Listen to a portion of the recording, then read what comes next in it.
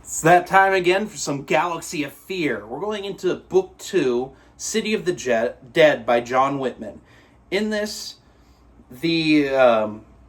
our heroes have been dropped off on Necropolis.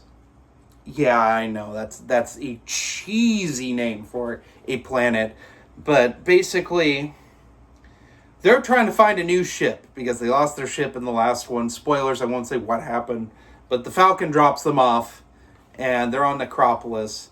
And the dead seem to be rising.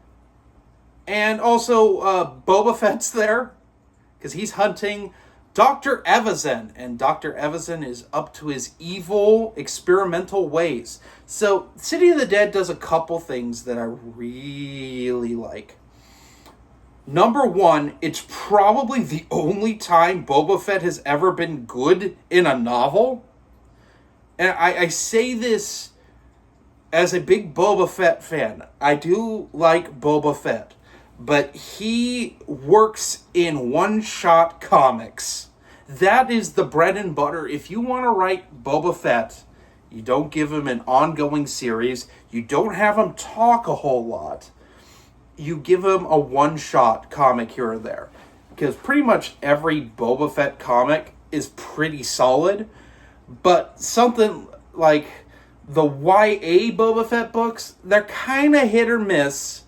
And oftentimes they're good, despite having Boba Fett in them. But I'm gonna excuse those because that's Boba Fett coming of age.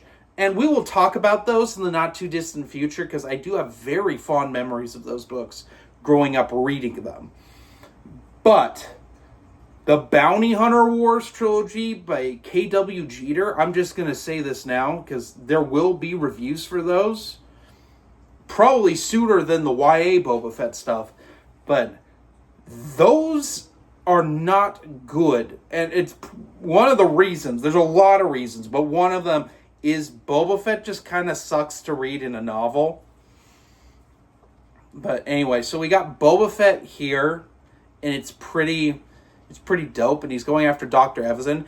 The other big thing I like about this book, it's a sequel to Tales from the Mos Eisley Cantina and Dr. Evazan's story in there, which I'm yet another thing I plan to tackle, if not this year, then probably beginning of next year. I'll talk about all those first three Tales collections, because I do really like those for the most part.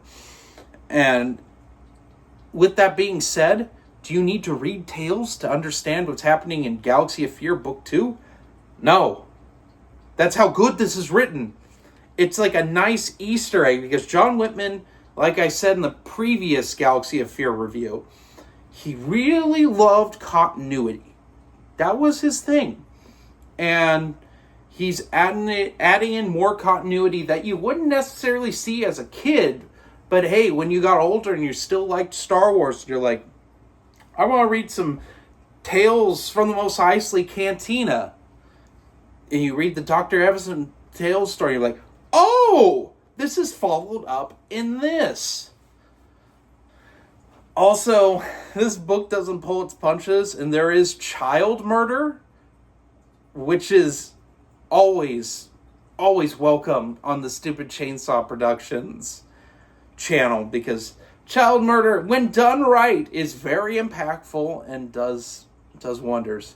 If not done right, it's just edgy and cringe. But this is done right, it's creepy, it's uncomfy, and it's kind of sad. So, anyway, what would I give this one out of 5? I'm going to give it a 4.5 out of 5. Boba Fett being in here is a little clunky, but, John Whitman's ironing out the cameos for Galaxy of Fear, and they're feeling more and more like they're meant to be in here. So, anyway, that's all I have for today. Have a nice day.